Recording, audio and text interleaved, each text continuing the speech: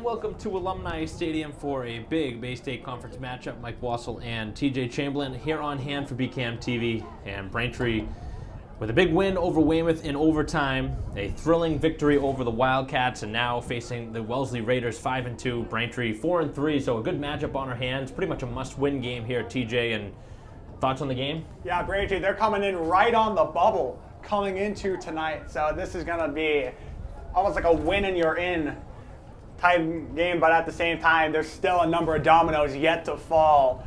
The Braintree winning is a must. If not, we're not going to have any playoff football from the looks of things unless a miracle happens.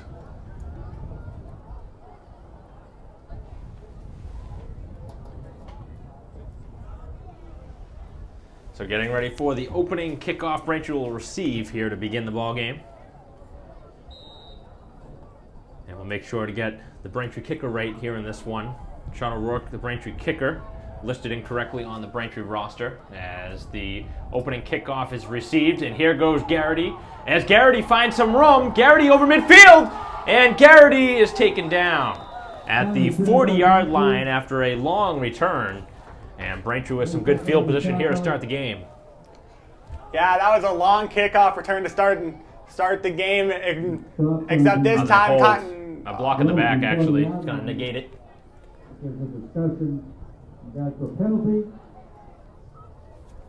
So that'll quickly alleviate the issue there, but I mean, that was a really nice return, and now you can see why there was such a big hole there. There was a legal block in the back that opened things up, TJ, and Braintree will be backed up now.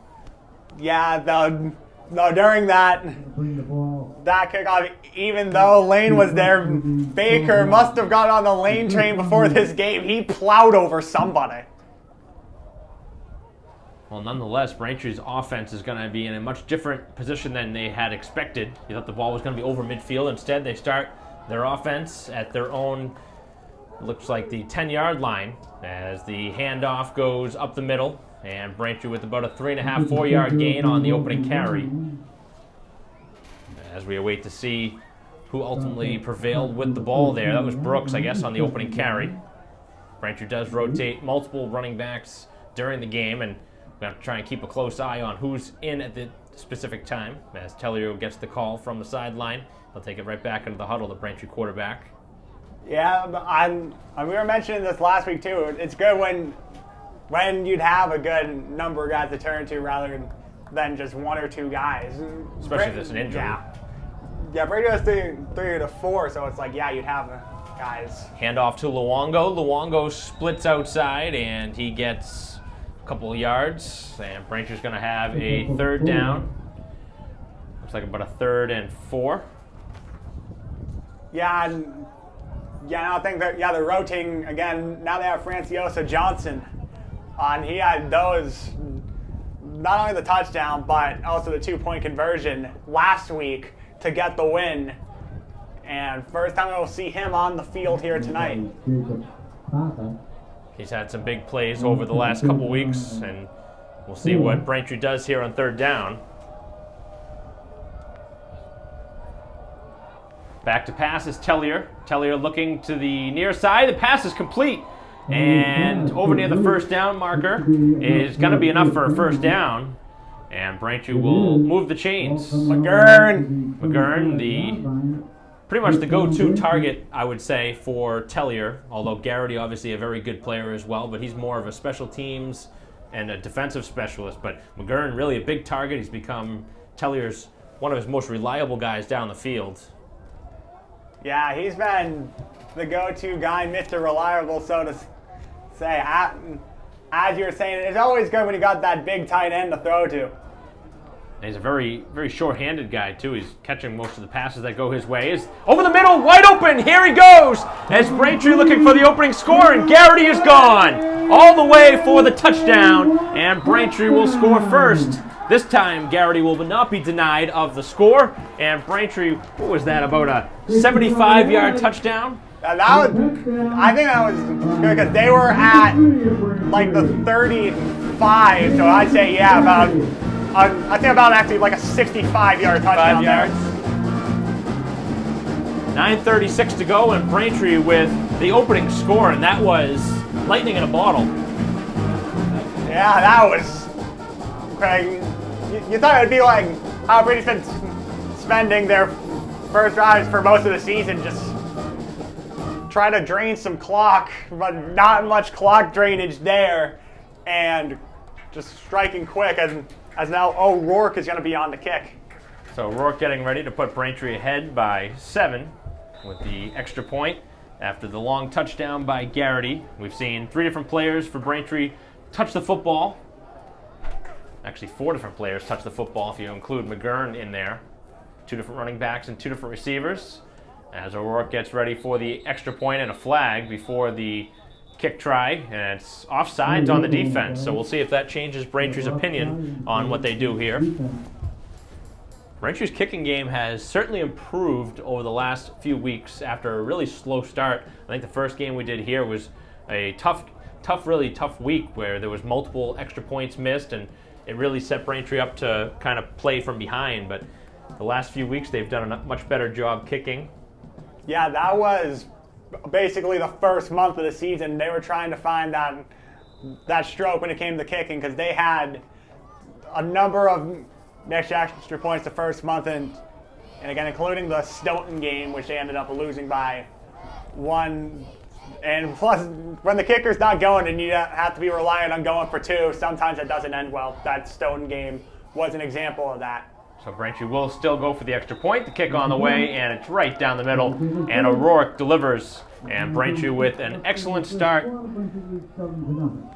Just 2.5 minutes in to the opening quarter, and Braintree already ahead, 7-0. Already going by quick, not even like 3 minutes or so into the game. First drive scoring, and now just hopefully the defense just starts strong, finish strong like last week, but they got to play like they did last week the first half, because the second half last week, that almost ended up being bad and costing Braintree the game.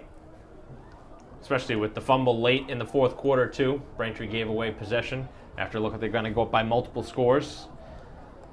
Although there seemed to be a little bit of controversy surrounding the final play of the game.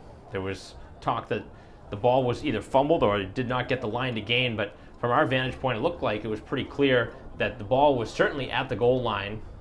Yeah, there was a brief conference to kind of discuss if the ball was in or not, and then just ended up saying, yeah, ball's in, touchdown, let's all go home. I mean, it's not like they got a camera right down on the goal line to look across and have all these different views like they do in the professionals. I mean, it looked like the referees were in good position to make the call. I can't say that, it was one way or the other. I mean, obviously it helped Braintree, but at the same token, it looked pretty similar, in my opinion, to the same exact play that Weymouth had on the QB sneak that I thought he was short. So, yeah, and I mean, not much, because as you mentioned, like, we don't have the budget that the professional leagues do, so it's like, got to work with what you got.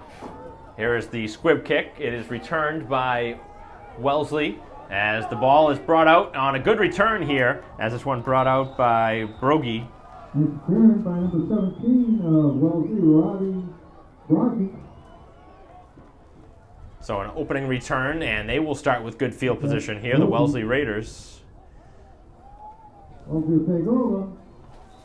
9:27 to go here in the opening quarter. Braintree with the 7-0 lead. Now, Braintree's D is going to be looking for some sacks tonight. Lane, I was talking to Coach Matt Doyle before the game, and we were talking about how Lane's been this year. He is due for a sack at this point. He's had a ton of pressures here at home, not a sack yet.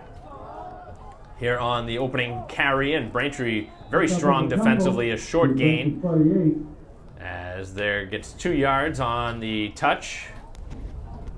Yeah, but also while we were talking of Lane, he also, I believe, got the tackle on the play as well.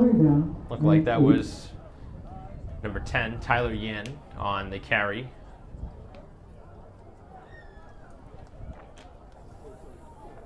So right now in the backfield, you got Ferrara, the quarterback, along with Parker, Jacob Parker, the junior, who's their running back.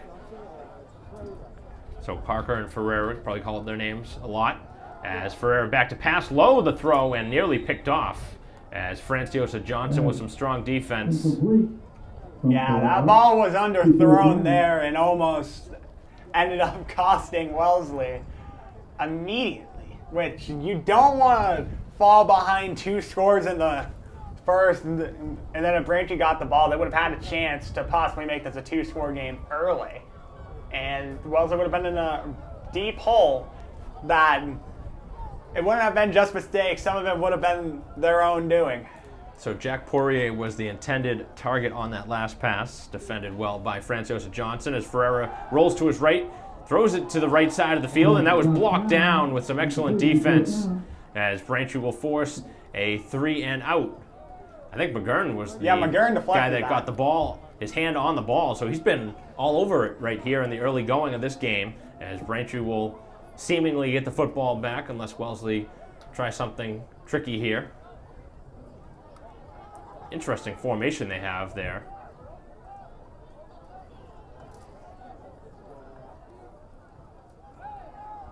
And finally it is punted away as Braintree calls for the fair catch, and it is hauled in by Garrity as Braintree's offense will take over at the 16-yard line. So Braintree with the 1st and 10 from their own 16 with a 7-0 lead here with 8:30 to go in the opening quarter. Yeah, I think I noticed something with that punt. It's like, we don't see that a lot with punters, because normally when you're punting, you just run straight forward. Wellesley's punter was running more to the right rather than straight. I think it was trying to show Braintree that they would try some sort of a trick play and just kind of throw off Braintree's return unit. Obviously, Garrity has shown that he has the speed early in this game with the long touchdown as it is Tellier back to pass. It's completed, and Braintree will take it out down to the 20-yard line on the catch by Luongo. So Luongo with his second touch. 4, maybe 5 yards. Yeah, that'd be a gain of about 4 or 5 on that. He's going to be down at about the 20. It looks closer to even 6 yards on the gain, but nonetheless, it'll bring up a 2nd down and medium for Braintree here with the offense. Seeing Tellier throw the football, what's it, his 3rd pass now? Yeah, I think he's 3 for 3. 3 for 3, yep. Garrity, McGurn, and then obviously right there on the Luongo. So good start for Tellier, who's not afraid to use his legs either. Handoff goes to Luongo. Luongo bounces to the outside and does not find any room and may have lost a yard on the carry. Yeah, he tried to get some sort of gap created, but there was little to no room to go through on that. And yeah, I think they're going to say that he got back to the line of scrimmage on that. So no gain on that play. Makes that 3rd and 5. That's generous. So the Wellesley defense hoping to make a play here. Down by 7 points here on the road. Braintree looking to make a statement here at home. They've had pretty good first halves here at home. That's been strong for them. Going to try and sew up the full 4 quarters, though, as we saw in the game against Weymouth. Back to pass, Tellier. He's got some pressure. Throwing it, and that's incomplete. Again, he was looking for McGurn, and McGurn that time was defended well by number 6. I think he had Max it for Poirier. a second. Yeah, I think he had it for a second, and then ball just got knocked out. Would have been short, I believe, even where he caught that ball, if he had caught it. But nonetheless, it's an incomplete pass. First incompletion for Tellier.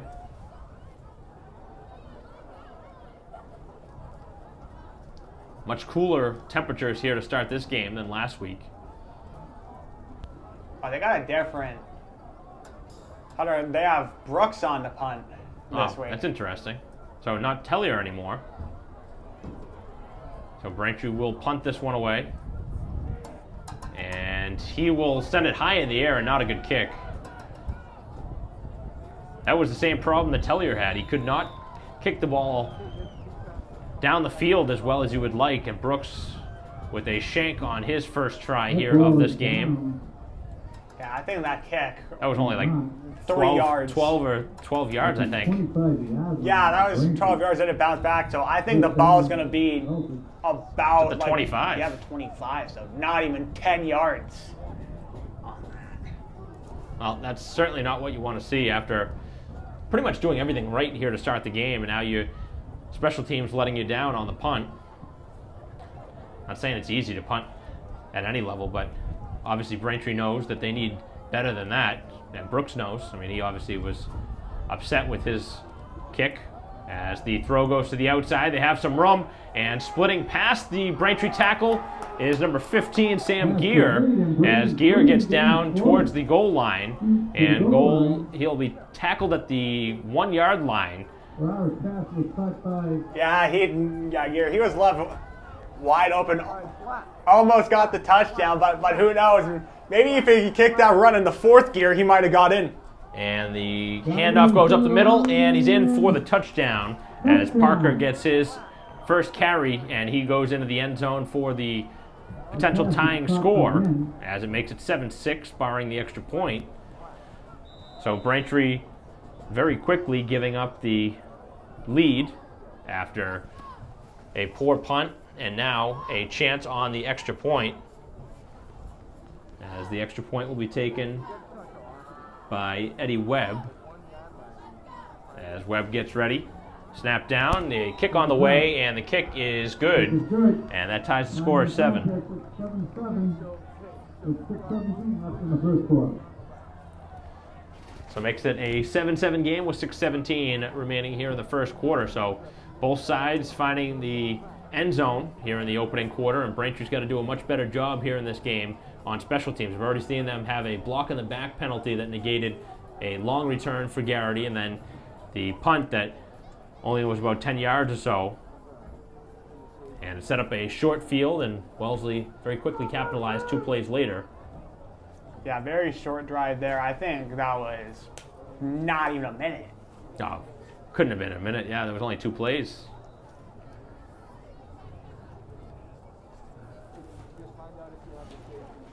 So Braintree's going to have to try and respond here. It's a game of taking punches and fighting back. You're not always going to dominate a team. Neither side probably will most games. So it's all about how you respond to the adversity. That's what makes teams and shows the heart of the team. So here is the kickoff with 6:17 remaining here in the first quarter. And it's a squib kick, this time fielded by Braintree. They're not going to allow Garrity to return this one as the kickoff goes out to the 37-yard line. Yeah, I think that was Austin Colantonio that got the ball on that kickoff. It's going to have to see a lot of different faces, I believe, for Braintree return some balls here, because Wellesley obviously has seen Garrity and how dangerous he can be. Yep, that was Colantonio, the junior, backup quarterback listed here on the roster. So Braintree's offense, 1st and 10 at the 37. Seen a lot of pass plays from Tellier early in this ball game. We'll see if they continue that way. They got Brooks in the backfield for this play. Man goes in motion. The handoff goes up the middle to Brooks, and he gets about 2 yards as he's taken down around the 39.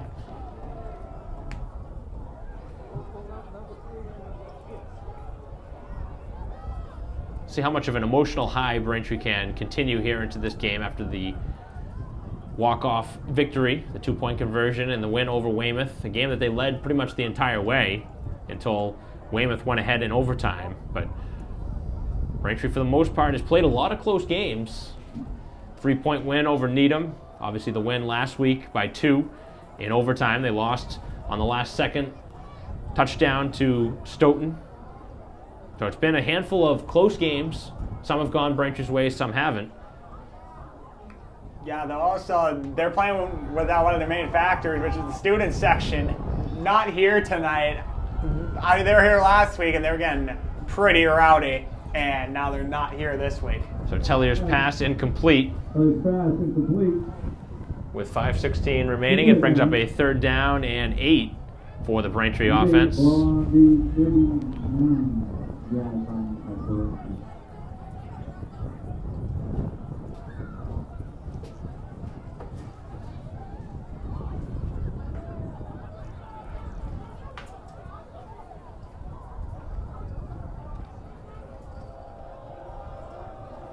So we'll see what the Braintree offense can do here.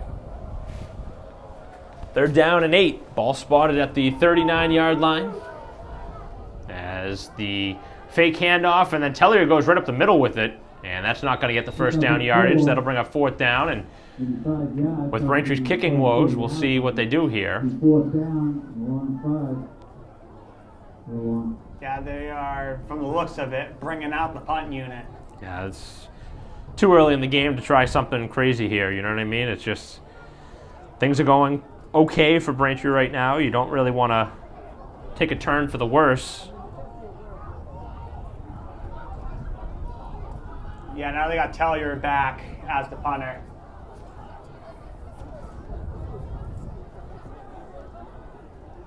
They must have been experimenting with Brooks, and that didn't go as well as planned.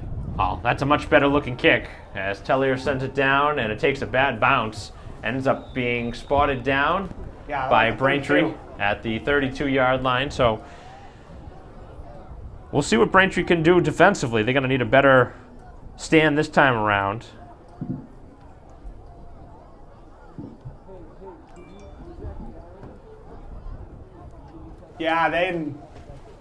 Wellesley's gonna be getting some passes out there because they had one pass and one rush last time, but the pass plays what really got them the big gain. They have the linemen back there, but none of the DBs were near where Gear was, so they need to fill that hole. First down, and the handoff goes up the middle, and Braintree with a pretty good defensive play, as it's about 2.5, 3 yards on the carry. That was the handoff to Poirier. So we've seen a couple of different faces for Wellesley touch the football in the backfield. As Poirier makes his way off to the sidelines. And again, anytime we do any of these high school games, we're going strictly off of what the roster says. So if any of the numbers are incorrect, it's not any of our fault. We're just going with what that has. So pass complete on the slant, and that's going to be a first down. So the completion over the middle goes to Gear again, who's been their top target. Yeah, already 2 for 2 on targets. And almost had a touchdown. 44-yard line, Wellesley.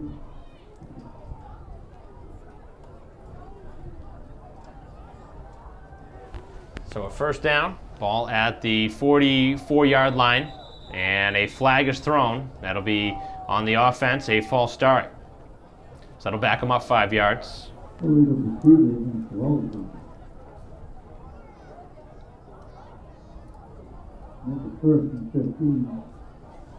First and 15 now. And from the looks of it, looks like Braintree's gonna play more of a zone. Wellesley has 2 receivers on both sides. Back to pass, as the pass is completed, and a decent gain on the play. Back just over the original line of scrimmage to the 46-yard line.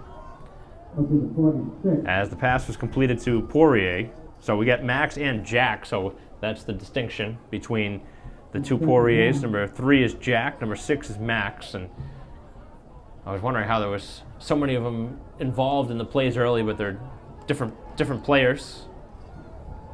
Generally, I just go by the last name, but in a case like this where you have presumably brothers on the same team.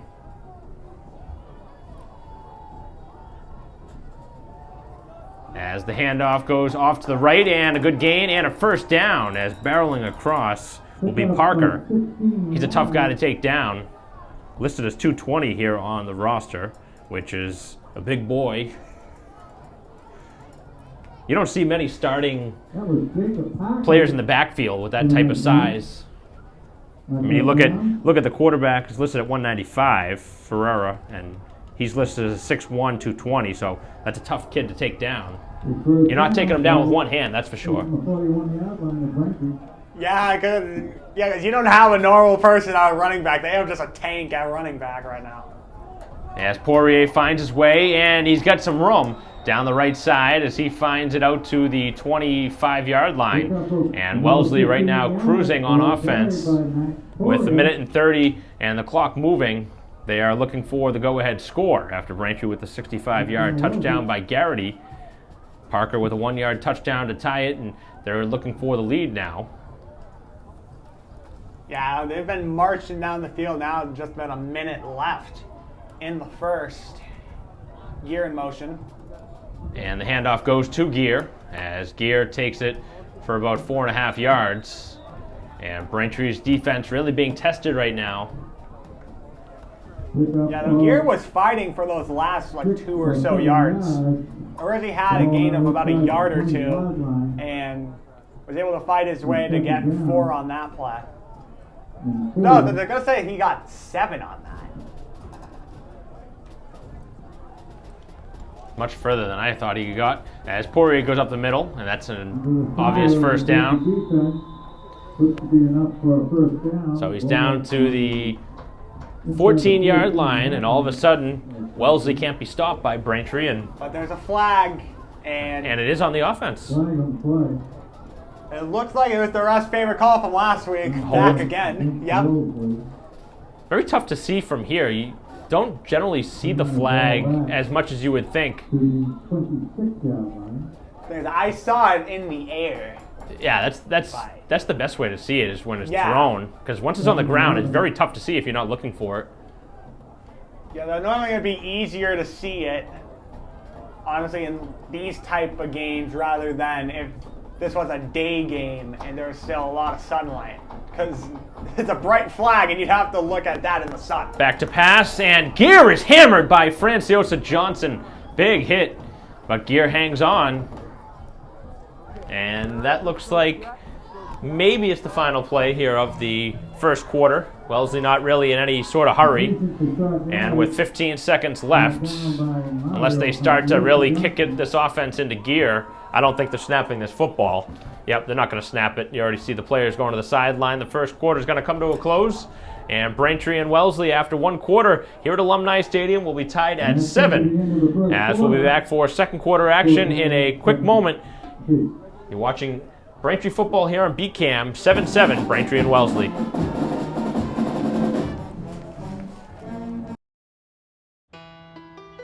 You might feel like there's too many problems in the world, or that, you as a 15-year-old, 16-year-old can't really make a difference. It's not always about you. It's not just one person. It's a group. It's a team. If we all show up together, that's what it's all about. I was a part of helping to build what it is today. I'm really lucky to get to be a part of that legacy. Just that simple act that takes, 5 or 10 minutes of your time is making a difference and is transforming someone else's life. Once you get there and realize how much you can change someone's life, it's one of the best feelings in the world. I'd do anything to convince you just to be a part of this. You guys keep doing what you're doing. It's something special. Get up and try something. Just try it. Just go to one event, one action team event. It'll just make you feel so good about yourself.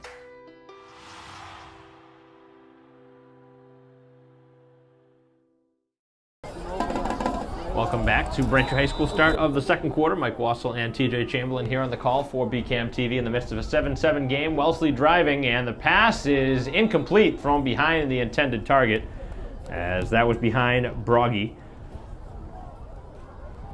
Yeah, also wasn't the best situation to be thrown to him in because both McGirt and Franciosa Johnson were right there if a mistake were to be made by the receiver. Looked like that was pretty close to being picked off, too.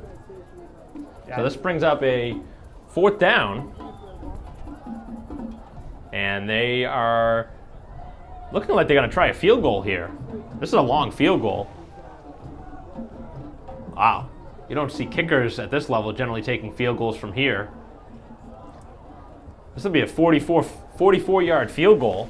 Yeah, he probably would have to kick the ball with the might of Zeus to make this. Kick on the way, and the kick is no good. It's short. Kick is no Pretty good. close, though. I got to give them credit for trying that. Clearly, they have confidence in their kicker, and that's First down, Braintree, kick very no. unlikely that you see a kicker at this level be able to kick a ball that far, but they tried it, and it didn't miss by that much, but you could tell it was short from the start. Yeah, he had some power on that. Not enough power, though. Though, decent amount of power. That ball was another 5 yards in. He probably would have made that from inside 40. But nonetheless, that's an interesting call. Ball blocked at the 20-yard line. Can't fault him, though. I mean, that was close. It wasn't like it was way off. I mean, it was there. It was on target. It was short. Something that you generally see like late in a half or late in a game trying to win it. So 10 seconds has elapsed here in the second quarter. Braintree will take over from their own 20-yard line. And we'll see if the offense can get going a little bit better this time around. Garrity, the lone receiver here to the near side left as Lee goes in motion. Here's Tellier. He's going to scramble with it. And he's going to get outside and then get hammered to the sideline.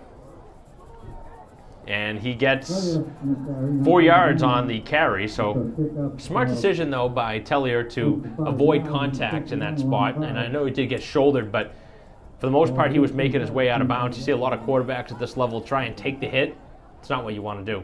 I mean, a lot of these athletes play multiple positions, too. You're not just the quarterback. You also play on defense.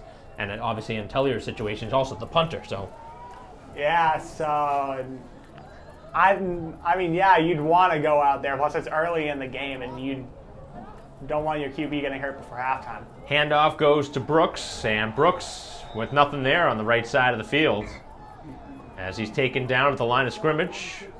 And it'll bring up 3rd down and 6 for the Braintree offense. 3rd down and 5 per the scoreboard, actually.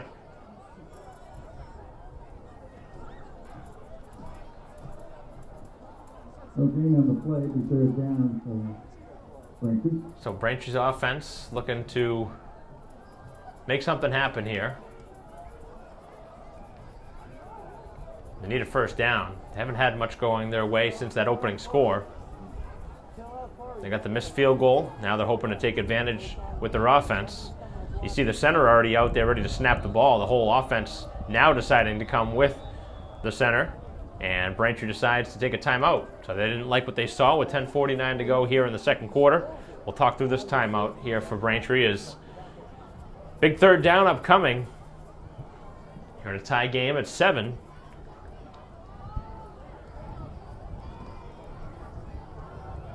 Referees talking things over. We haven't seen any questionable calls here this week. Last week, I think we were kind of saying, did they miss this? Did they miss that? It looked like there was a handful of calls missed, especially those horse collar tackles. Looked like they missed a couple of those. So far, so good with the officiating. Yes.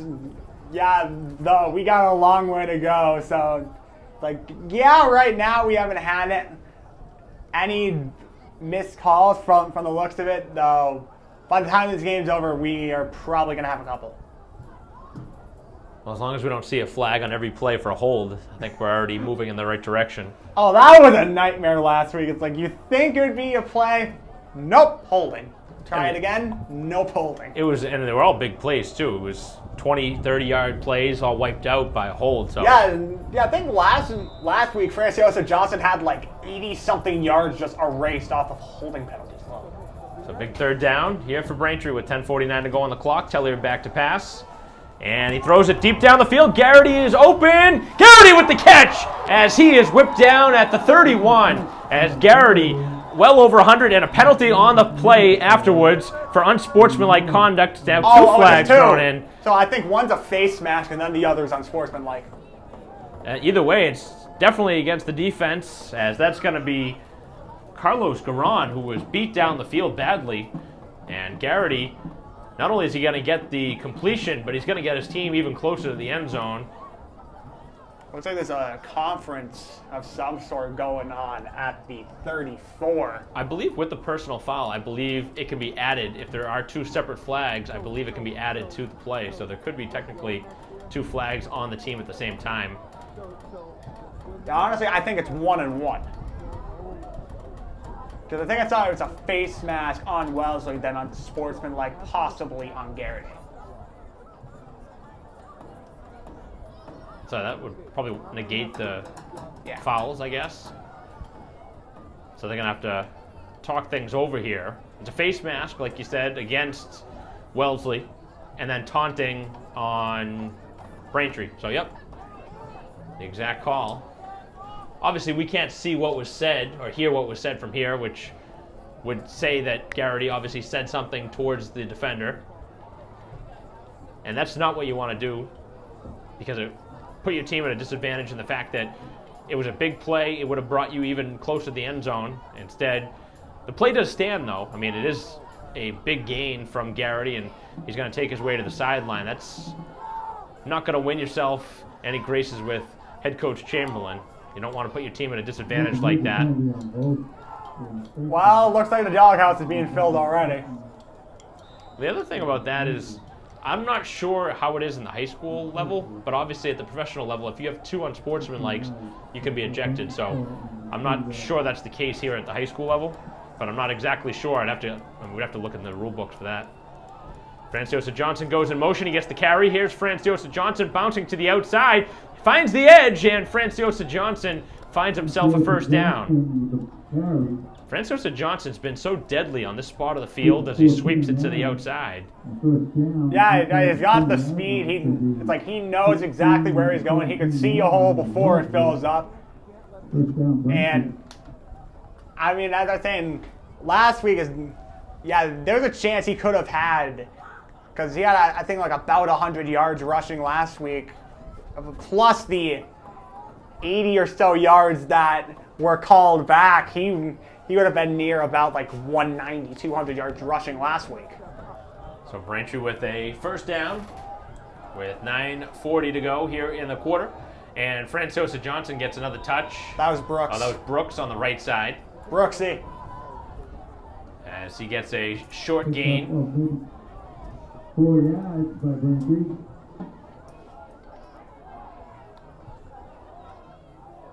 I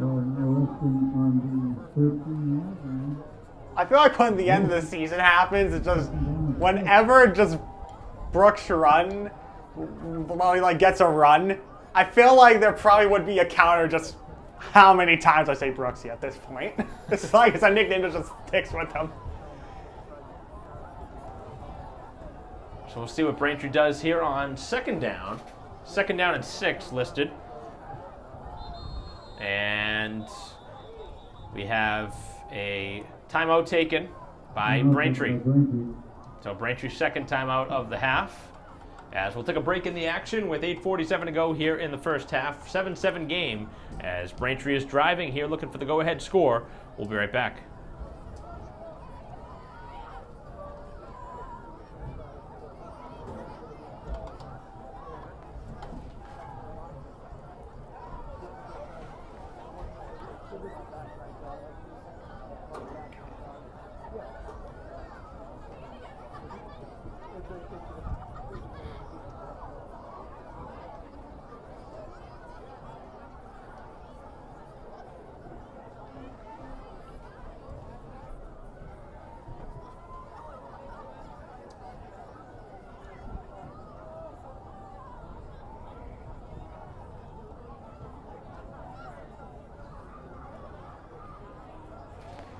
All right, we're ready to resume here.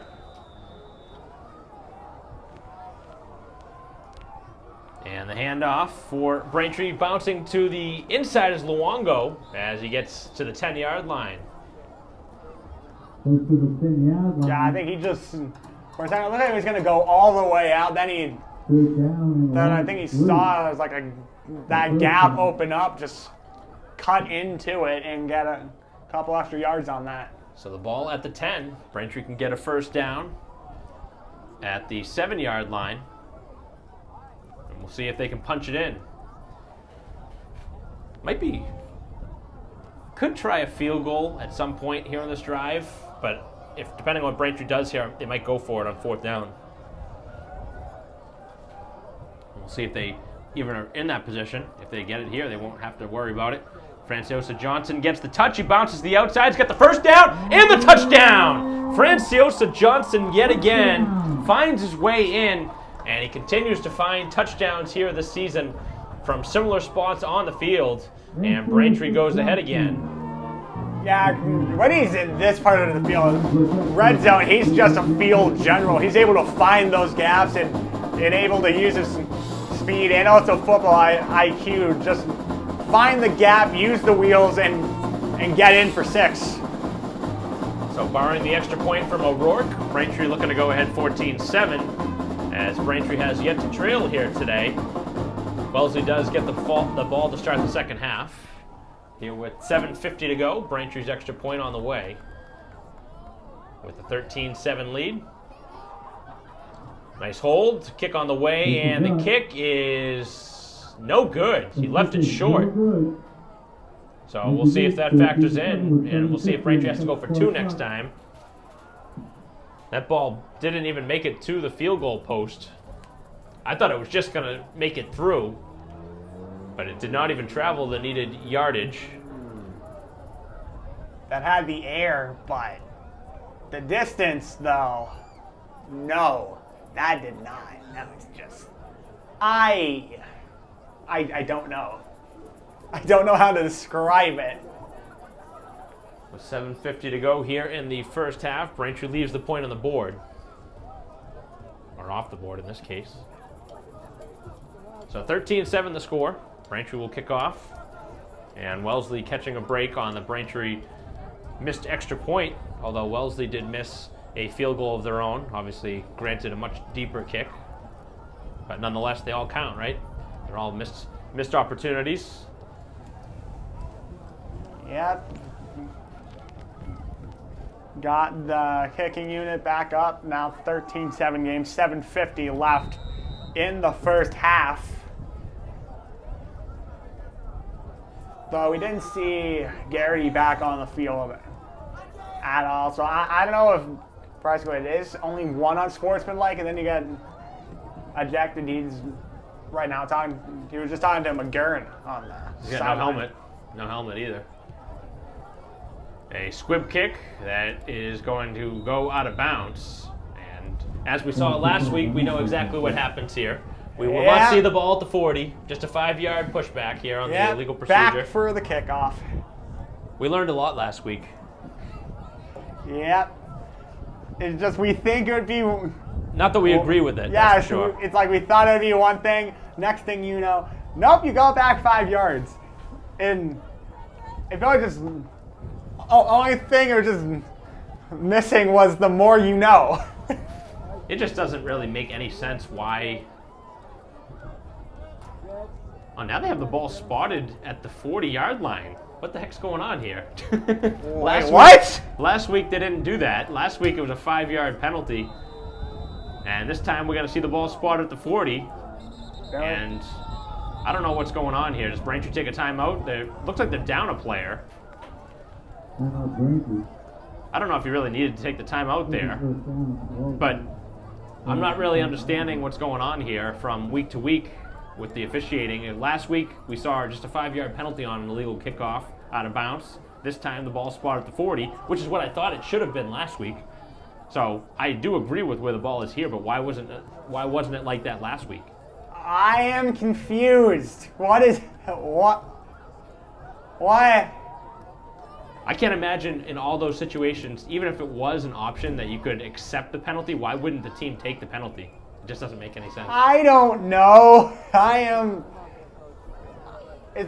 thought it was about to be just 5 yards back, except no, you're on the 40. Well, we're going to wait next week and see what the officiating crew is going to decide. Yeah, that's if we have a home game next week, because we don't know yet. We know the only other game as of now we'd be doing is Thanksgiving. As the handoff is taken by the quarterback, and he's got nowhere to go, and Braintree's all over him. As Ferrara taking down in the backfield by a list of players. And ultimately, Braintree with the tackle in the backfield for a loss by number 33. That was Sam Garrity, the sophomore. Yeah, he was just stuck on an island. It's like he thought he had a gap, realized, oh wait, no, there's two people here, just stop. And now for this play, I don't know if the camera got that, but the train is on the field. So Lane back out there for Braintree. As the handoff this time is to Parker, and he gets to the outside, and he finds himself a big gain here as he barrels his way, still going, and a first down, and Braintree just can't tackle him right now. Yeah, that has to be their main back. That's the guy I was saying. It's like, that's not an ordinary man. That's a tank you have, and it's going to take a lot to get him down. That's heavy artillery coming through the field. That's a nickname, because we had the freight train last week, we have the lane train, and now we have heavy artillery. Well, Braintree's got to find an answer quickly, because right now they're getting beat with his size. As they look down the field, they have the man down the field, and the pass caught as he is down at the 4. And that's going to be, should have been a taunt. I don't know how there wasn't a flag this time. Braintree was called for the exact same situation. Look at Garrity on the sideline. He's wondering, how was that not taunting? He's angry. And that should have been, easily should have been a taunt on Poirier, who put the ball in the face of the defender. That's terrible officiating. Terrible. Yeah, it's like if you're going to call that on Garrity, you might as well just keep it consistent. That's all you're looking for. As the handoff goes up the middle, and Parker, barreling towards the goal line, finds his way in for the touchdown to tie the score. So his second touchdown of the game. And I'm just not understanding the consistency in this game. That just does not make sense, because we haven't seen Garrity return since that flag. And that was a big play, because Poirier's been one of their top receivers. So, I mean, it just doesn't make any sense how you make a call it one way and don't make it the other way. Yeah, I mean, there's a lot that happened there. I mean, yeah, I know we've been talking about how good Mario is there, but he clearly got beat on that play by a good couple yards, and now someone just went flying and out. Yeah. Kick on the way, and the kick is good. Yeah, someone was kind of slow to get up, limping off. So Wellesley goes ahead for the first time in this game after Braintree missed their last extra point. But some frustration starting to settle in here. Honestly, I don't blame Garrity for being mad. Because if he just got ejected, if it is one unsportsmanlike, and that one didn't get called, yeah. I don't blame him for being mad. If I were thinking that, I know this from being both in the booth and also playing as well, that if there was someone on my team that got ejected in a game, and then next thing you know, couple drives later, something similar to that happens, except no penalty is called, I would be losing it. Oh, I'm sure that's exactly the case on the sideline. I can't imagine Braintree very happy with what seemed like a missed call, clear no call. Could have been also different officials that had different opinions of what took place on different sides of the field. But if it's going to be called at one side, it's got to be called the other way. So, well, it's past history now, but if Braintree is indeed without the service of Garrity, that is a huge loss. I know he's been injured here for part of the season, but he is such a difference maker on the field. As Braintree with the return, and that's going to be a short return, brought out to the 23-yard line. As that was brought out by Sam Garrity, so I assume there's some relation between Sam and Cam. Yeah, I believe so as well. I think they are related.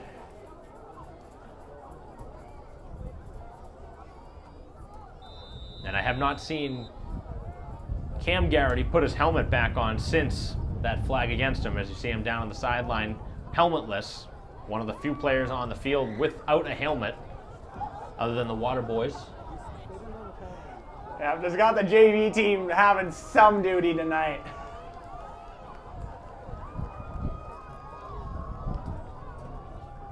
The handoff goes up the middle, and a short gain,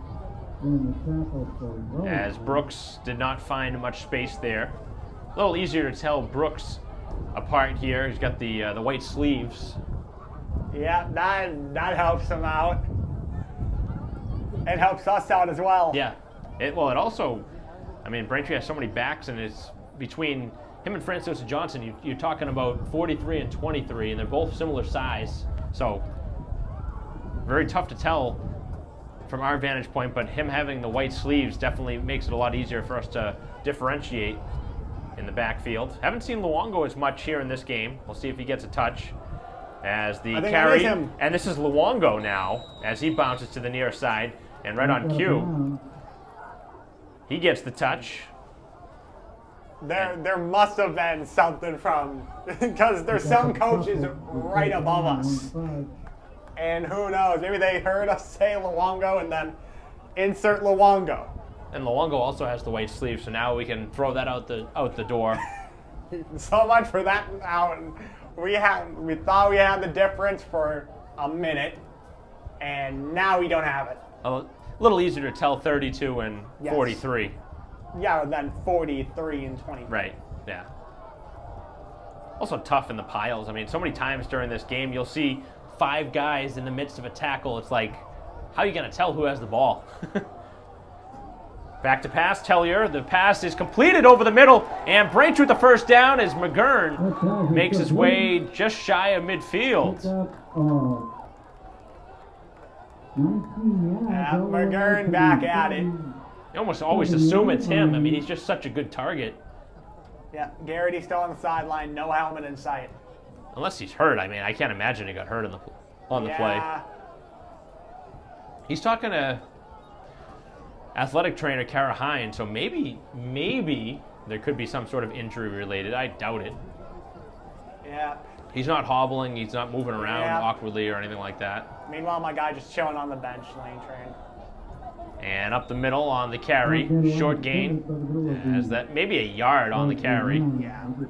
I'd say about though we have been seeing Lane kind of going in and out. It looked like he injured like his hand during pregame. So he's been off and on tonight so far.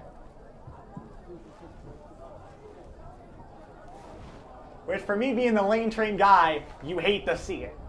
With 3:50 to go here in the second quarter, Braintree's offense looking to work its way into the red zone, trying to retake the lead. They're down 14-13. Wellesley does get the ball to start the second half, so an important drive here for Braintree. As Francosa Johnson gets the touch, bounces to the outside, finds his way to midfield, and not much further. Yeah, he ran just the right side that time was just clogged. Left side was almost just wide open. Just chose the wrong side of the field to go to there. Which, I mean, part of it's just how the play was designed, so not really much could be done on that. I don't think he could have changed his trajectory. Yeah, he was already going right. He was already going that way. He was Yeah. committed. But most of his touches have gone that way here in this game. We haven't seen him bounce here to the near side. Everything's been on the far side of the field, including the touchdown that he had earlier from 10 yards out. So a big third down. Ball spotted at midfield. Third down for Braintree. And it is a handoff this time coming this way. And Braintree looking for the first down, and they have it. Nice blocking in front, as taking that one for the first down was Cam Grieve. First time we've called his name here in this game. Yeah, we have barely been calling him at all this season. I remember doing part of the game against Walpole, and he was involved in that game, but that was because Garrity was not involved. Garrity was not available in that game. Yeah. Though now that Garrity is on the sideline, and we don't know if he's playing, but You got to see new faces, that's for sure. You're going to have to. Somebody's got to step in. And Grieve might be the guy. So Braintree with a first down. That was excellent blocking by Braintree. Tellier is going to take this himself, and he did not find any blocking in front of him. And it looks like he was taken down behind the line of scrimmage for maybe a yard loss. A little frustrating there for the Braintree offensive line. They did not really block well for Tellier, but Tellier also took a while to decide which way he was going. It looked like he had the middle of the field, that's where he was going, and then all of a sudden decided to bounce to the right side, and nobody was there to block. yeah, and honestly, Wellesley, it's like that play, I don't know if that was how it was designed or how just Tellier was. It was just get him from the front, have a guy just flank him from behind, just gotten kind of some old war strategies being used here on the football field here tonight. We have to keep an eye on the clock here. Just a minute and 15 remaining here in this first half. Braintree's already used a handful of timeouts in this half too, so Braintree's got to start moving here. They want to try and score before the end of the half. Tellier is back to pass, back at midfield, and he's under pressure. He's got to get rid of that football, and now he's taken down, and a flag is thrown in late. Wow, this could be a big call. That's not generally a good thing for the defense when a flag is thrown in that late. That is usually against the defense. I'm not going to say it is, but usually against the defense when a flag thrown in after the play. And this is a huge call with 54 seconds left after Braintree was sacked for what seemed like almost a 15-yard loss, and it is on the defense. That is a big call. Yeah, that kills them. Yeah, that is a huge penalty. Yes, now that depending on how everything plays out, might get away with at least a field goal, as now clock is back running. Although after Braintree's last extra point, I don't know how far the range will be here for Braintree. Maybe the conditions, cool temperatures here tonight has factored in, but you hope Braintree can get points here before half. Yep. Tellier holding on to that football a long time down the field. Oh, it went off the hands, and that was a touchdown. Almost had, that was intended. Was that McGurn? Looked like McGurn could not squeeze that ball. That was perfectly thrown. You could not throw that ball any better if you're Tellier. That should have been 6. That's one that McGurn's going to kick himself for. That should have been a touchdown. That's going to be his go-to guy as well. He had it was right on his hands. That was a perfect pass. And in that spot, he had 2 guys beat down the field, and that's a heartbreaker for Braintree. You kind of ad-libbed there. I don't think that was the intended play. Tellier kind of scrambled a bit, and it looked like he was going to get knocked down in the backfield again as he held on to that football, maybe for another extra second and a half. As you see O'Rourke right now kind of warming up on the sideline, and now a flag is thrown on Braintree, and they're not going in the right direction. That's a illegal procedure. So with 29 seconds left, Braintree moving backwards after the penalty. Let's see if we can try and get some sort of clarity on what took place, though, earlier in this game at halftime. If we can see what's going on with Garrity and even find out what was going on the kickoff, why the ball was fought at the 40 instead of a 5-yard penalty. We're just trying to find out a couple of these questions that we've been looking for.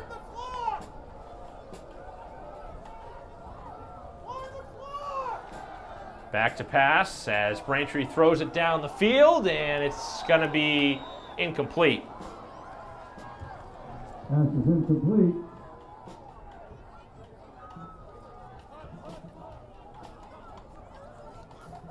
So Braintree's going to have to send out the punt unit now, and they're going to have to punt this one away with just 20 seconds left. So after the big penalty against Wellesley, Braintree could not convert. And now Wellesley will get the football, although unless something crazy happens here, I don't think that they'll do much here in the final 20 seconds here of this first half.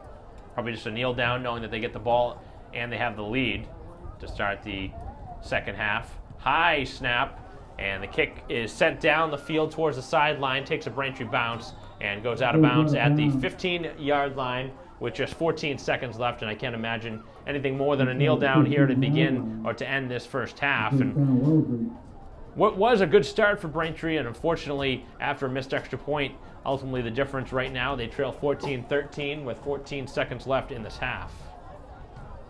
Yeah, so most likely going to be kneel, and then halftime. Braintree needs to, there's some adjustments that need to be made in the second half, because first quarter looked like everything was going fine.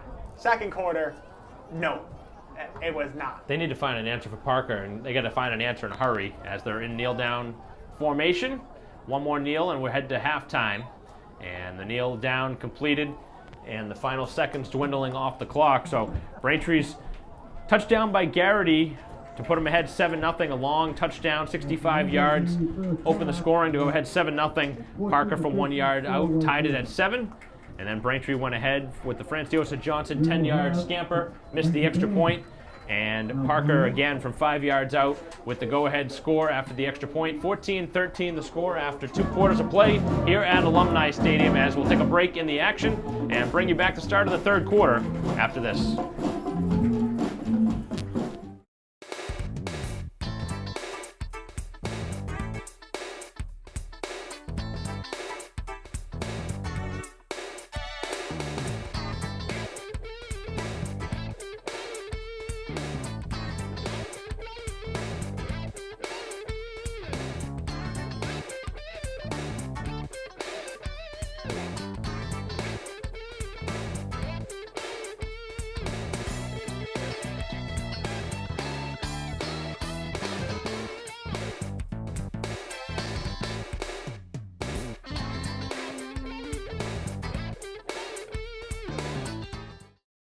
All right, everybody, welcome back to Alumni Stadium here at Braintree. 14-13 game so far, Mike, and it's been really, so far, tale of 2 quarters.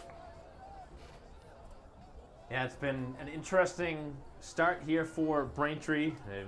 Obviously, we've now kind of found out what's been going on the sidelines. It was 2 personal fouls on Garrity, so he has been actually ejected from the game, which is why he hasn't played since that personal foul, or 2 personal fouls that were given to him. So that is a big loss for the Braintree offense, and now we'll have to see what players will step up in his void, as Wellesley will get the ball here to start the third quarter. Yeah, so far we've been seeing Grieve really step up in the role that would have been Garrity's. But now Garrity not on the field, which we thought it was just 1 on him. Apparently it was 2. So you see who we got back on the field now. We got the train back rolling. So he's back out there trying to make something happen on defense. Yep. So the defense is going to have to be strong here in the second half, as the opening handoff, and the gain is out to the 41. And that was a different tailback. The first time we have seen number 32, Lewis Person, a senior for Wellesley, on the carries. I assume there's nothing wrong with Parker, but he was so good in that first half, Braintree could not stop him. So if he is hurt, that's going to be a huge loss. But he looks like he's still on the sideline, so this might just be reps for him in the backfield. Back to pass, and the pass is completed for a first down. And that was, again, Gear. He's been their go-to guy in the air. Yeah, though he's got, I think that's what, his 4th catch? I think that was his 4th or 5th catch. He's been tough to stop.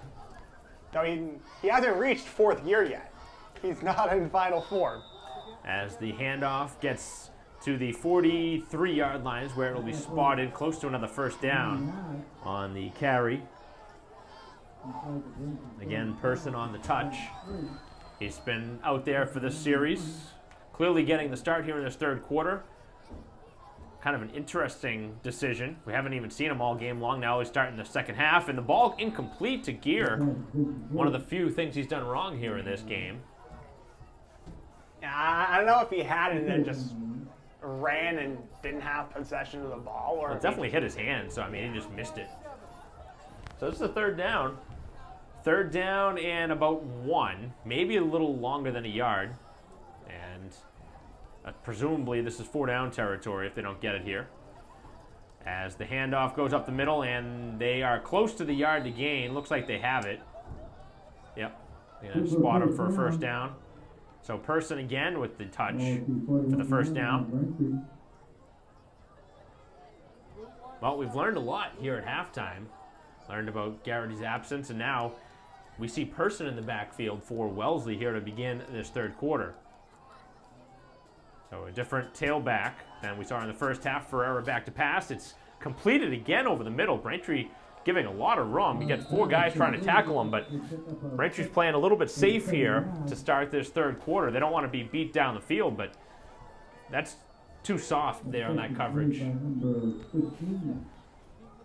Yeah, it's going to be interesting to see where they're going to give him 7 on that, because he was at the 34, then got pushed back, tackled, and then someone rolled over him after. Here is the handoff. It goes up the middle, and a flag thrown in. 2 flags thrown in after the play, so this could be a big call going against the offense that would back them up.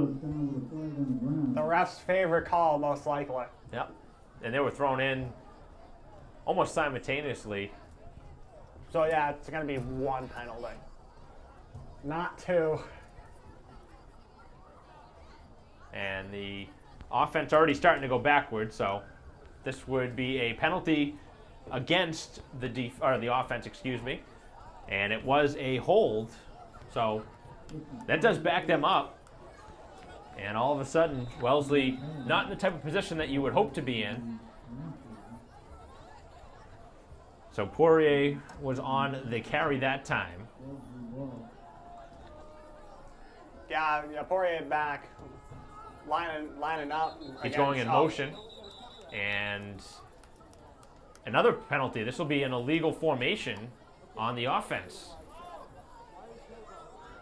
So another flag, and this is exactly what we saw last game in the home game against Weymouth. It was pretty close to like an error-free first half, and then all of a sudden the third quarter opened up and the flags started coming out. Yeah.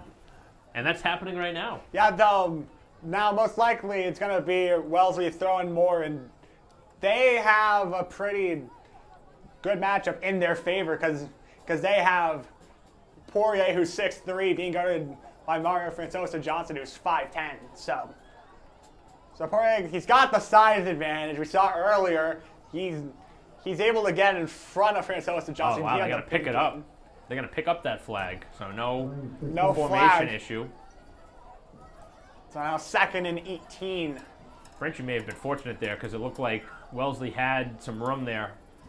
They've tried that screen play to Poirier a couple of times here in this game, and both to him and Gear, and Braintree has not been able to stop it. So the play is called out from the sideline. You see a whiteboard, it looked like, on that far side of the field being held up to show the offense what they want to run here. And then the quarterback looking down at his wristband to read off the play as he's back to pass. Ferreira looking down the field, and the pass incomplete on a big hit there in the Braintree secondary. We got a flag, too.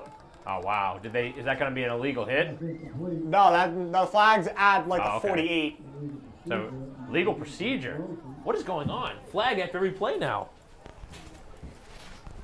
I wasn't kidding when I talked about the last game.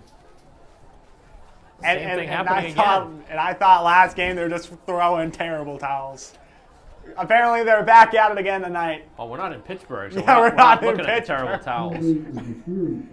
That looked like they were last week. I mean, they would have had some reasons since the Steelers weren't playing.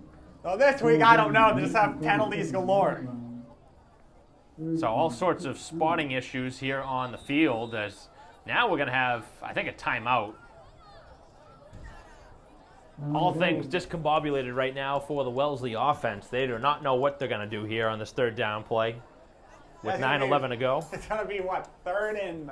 3rd and a mile. Yeah, it's 3rd and, like, 23. 3rd and 25, around that. Well, you got to be able to stop them, though, if you're Braintree. I know you're in a good position here, but you can't play too soft because if Wellesley gets half the yardage here, they could go for this on 4th down. So don't think that, this is an obvious punting situation. Yeah, I mean, if it was incomplete, they could. They wouldn't go for it if it was incomplete, but if they get yardage here, if Braintree plays soft and they get 10, 12 yards, they might try for it on 4th down.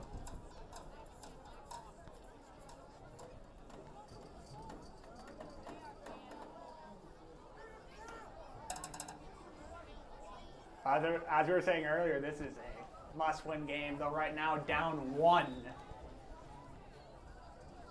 Braintree not in a terrible spot, but I mean, losing one of your most talented offensive weapons really hurts.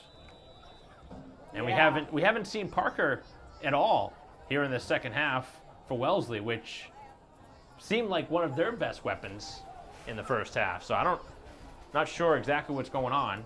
Yeah, they got 4 receiver set, 3 on the right, 1 on the left. Poirier in the backfield, Ferreira back to pass, and it's thrown behind the intended receiver, Ferreira, Xavier Ferreira. So a couple of seemingly siblings on the team. Yeah, we've had like 3 siblings both sides so far. It's now. This is a punt now. Yeah, That's this fourth is a down. punt. You would have to be insane to go for it on 4th and 18. It is on the Braintree side of the field. That's the only positive, I guess you Yeah. would think. But look at this formation. You don't see this very often. You get 3 players, terrible snap, and now he'll send it down the field. That distance. Pretty good kick. Braintree's got to be careful not to get in the way of that football. You don't want the ball to hit you. Yeah, I think that's like at the 15 or 14 of Braintree. Yep. Out just about there. Went out of bounds. They're actually going to give Braintree a more generous spot than you thought. They're going to put it out at the 21, so. Wait, the 20. What? I was out like 5 yards past. Well, that's going to benefit Braintree. Yeah, that's got a benefit, but yeah, that's a good punt by Wellesley.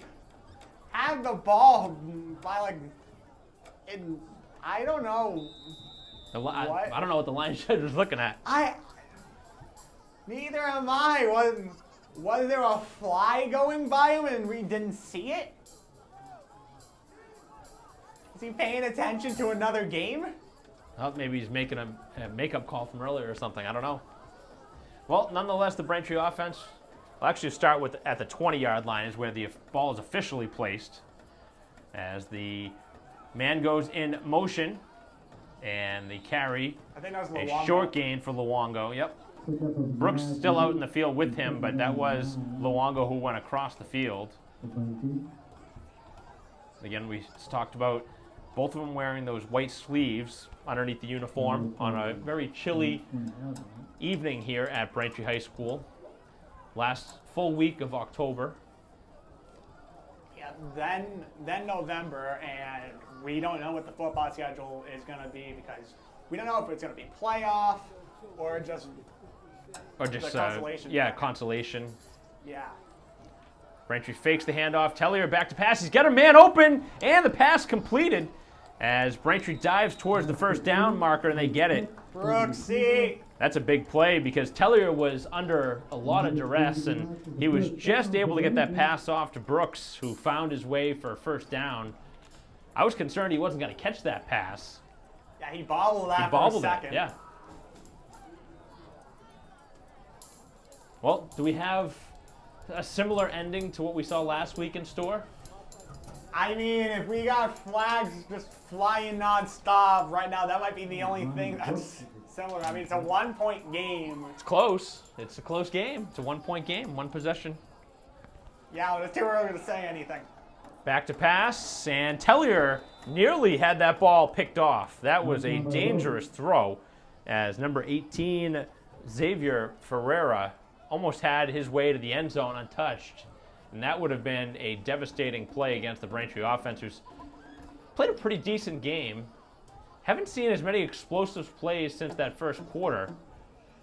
That one big play by Garrity, really the only long play down the field. Although, if you think about it, could have had a touchdown from McGurn right before halftime. That was a ball that he dropped in the end zone. Yeah, even though we're in October and at this point almost November, it's like I don't know if that was off his hands or just if his hands became Christmas ornaments on that, just for decoration on that play. Oh, that was bobbled for a moment, and Braintree's going to have a big loss here as Franciosa Johnson taken down in the backfield. That And was a handful of jerseys. yeah, Braintree was hoping for a horse collar. How that wasn't a flag at least for just holding. Like his jersey was halfway off his body. We could see almost a full shoulder pad. I don't think they can call that on the defense in that spot on the running back. If that was the other way around, if that was a defensive lineman doing that, they could call it. But it's just interesting. We've seen some calls that we don't agree with here in this game, and I think Braintree's feeling like, hey, we're not happy with some of the calls in this game. But you're going to have to play through them. 3rd down and long. Tellier's going to have to pass this one, I would think. They try a double reverse. Francosa Johnson finds the middle of the field, and there's not much there. And Braintree's going to have to punt the ball. That was not going to work from the start. I thought Braintree was almost certain to throw that one, but I guess they did not like what they had seen on the last couple plays, and ball security clearly was an issue on the last touch. So We'll see what Braintree does here at this punt. Tellier will send it down the field with 6:10 remaining and the clock on the move. Braintree will send it down the field. Poirier back at the 44-yard line right now, getting ready to receive the punt. And Braintree hoping that they can boom this one down the field. We've seen some bad kicks by the Braintree special teams here in this game. High snap and a pretty good kick. Fair caught at the 44, just about exactly where he lined up.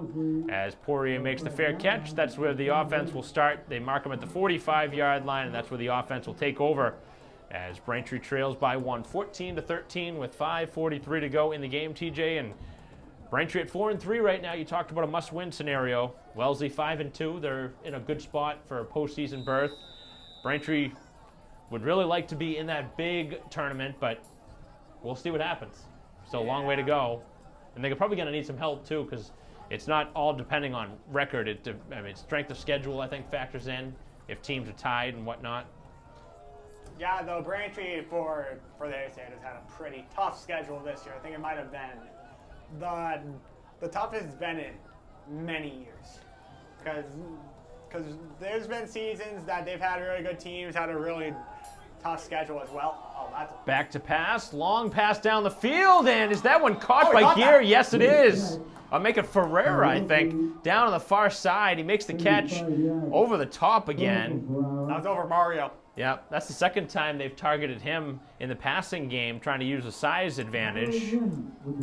Still a great catch. I mean, that was well defended. I mean, unfortunately, he wasn't able to get his hand on that, but you got to give credit to the receiver for making that catch. That was a tough play down on the far side of the field.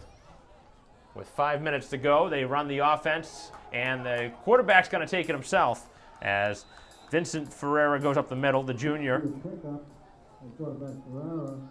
Yeah, Wellesley's going through the defense right now on this drive. Well, this is going to put Braintree in a tough spot because if Wellesley scores here, they could potentially try and go for 2 and make it a 9-point game. I don't know if they would, but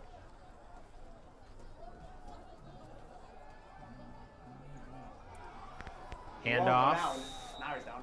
That is a first down, and it's going to be 1st and goal inside the 10.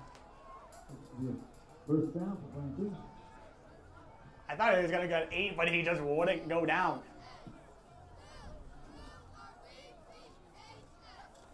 Back to pass is Ferreira. He's got a lot of time. Braintree with no pressure in the backfield. Finally, somebody coming over to bring some pressure as Ferreira holds it himself, staying in bounds. What is he doing going backwards now? So Braintree could not bring any pressure. Then all of a sudden, Ferreira decided to go backwards with the ball. I don't know why he went backwards. He would have gained 2 or 3 yards. Instead, he went back trying to stay in bounds. Took the contact, too. Yeah, he hit somebody. Well, that's going to bring him back behind the 10-yard line. It'll be 2nd and goal. Second down for Wellesley.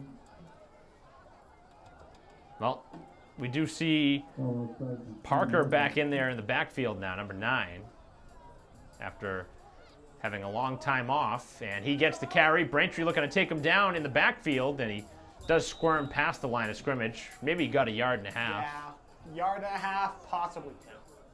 But still a good stop by the Braintree defense. You could hold them to a field goal try. This is big. This would be a win for the defense. Yeah, because they give up a touchdown and then a 2-point conversion. That's a hole that you got to dig out of. That's just a thought. I mean, you never know.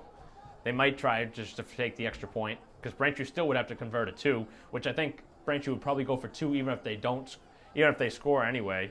Third down. Just to try and make it back to a 7-point game if they don't score here. This is a big 3rd down play. Back to pass is Ferreira. He has the receiver open. Braintree has it defended well, and they're going nowhere with that. I think that was either to the line of scrimmage or... No, right back to the line. Yeah, you're right. Right back to the 9-yard line. So this will be a field goal try. Braintree's defense holds. We saw him missed field goal earlier, but that was obviously from 43 yards That out. was 43. 43, yeah. This is closer. Much closer. But still, nothing to gimme at this level. I mean, there's nothing that is 100% certain, even an extra point at this level. So this will be a 25-yard kick. Yeah. Unless Blair Walsh is secretly their kicker in the skies, should be a chip shot. Kick on the way, and the kick is right down the middle and good. So a field goal makes it a 17-13 lead. Wellesley 17, Braintree 13, with 2:02 left in the So now third quarter. 2:02 left, and only a 4-point deficit. Yeah, that's not the end of the world. So Yeah. Braintree, that's a big play for the defense. I mean, your offense hasn't been that good since the first quarter, but Braintree now, you get the ball back, you get momentum because, I mean, your defense just made a big stand. You just held them to 3 instead of 7. Although there is some plays there, it's like, yeah, just gave up huge yardage. I mean, yeah, Mario's good at running the ball, but this game defensively, just Kevin King 2.0 apparently. And I know as a Packers fan, he just gets beat on a route, big gain. And that's happened to him twice so far. So our first points here of the second half, a 25-yard field goal, making it 17-13 after a 14-13 Wellesley lead at half.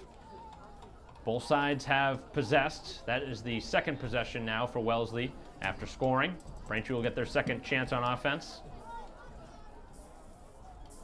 And now we'll see who wants to step up for the Braintree offense, as this one's going to go through the end zone and the offense will take over after the touchback. All crosses the goal line will be brought out. I think that might have been the first kick that we've seen.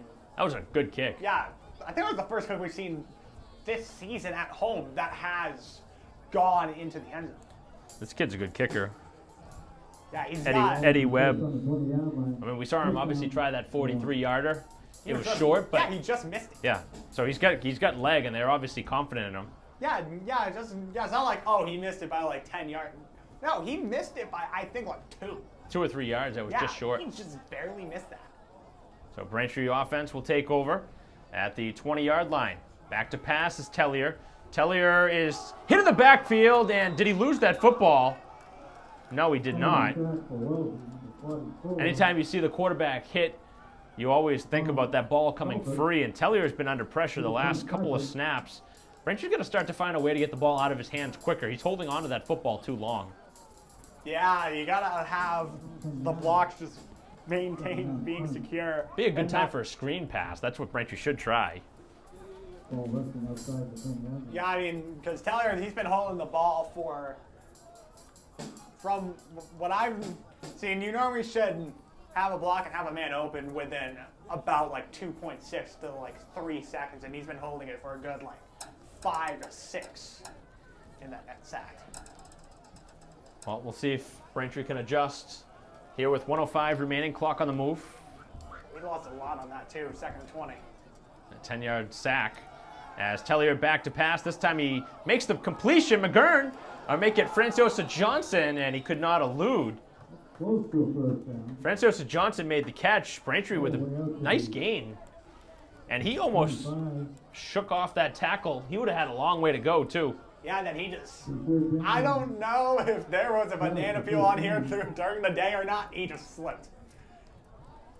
Well, that's going to bring up a 3rd and very manageable now. Braintree had a 2nd and 20 just a play ago. Now, all of a sudden, it's 3rd and 5. And do you think Braintree might run one more play here? They got 20 seconds. Yeah, they might. I think good chance they do have one more play. They got to start moving to the line of scrimmage if they're going to do it. 15 seconds, clock still going. Tellier might look to 3rd and snap it. 5. That was only 15. I thought it was first. Apparently not. Nope. And now a flag. Oh, wow. That hurts. A delay of game. That really hurts. Late in this 3rd quarter, after you get such a big play from Franciosa Johnson to pull you within a manageable 3rd down, and Braintree has to give up a 5-yard penalty. Well, that shows why you had to hike that ball as the 3rd quarter comes to a close.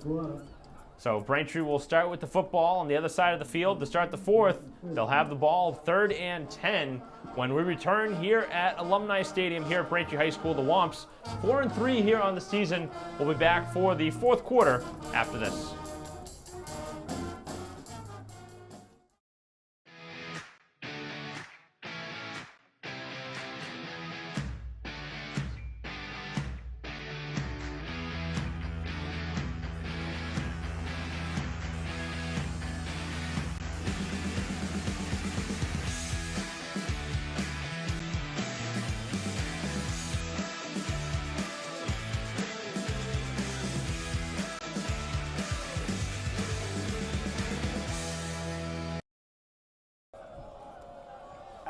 welcome back here at Alumni Stadium, fourth quarter, 4-point game here for Braintree. Tellier going. That was a sack on that play.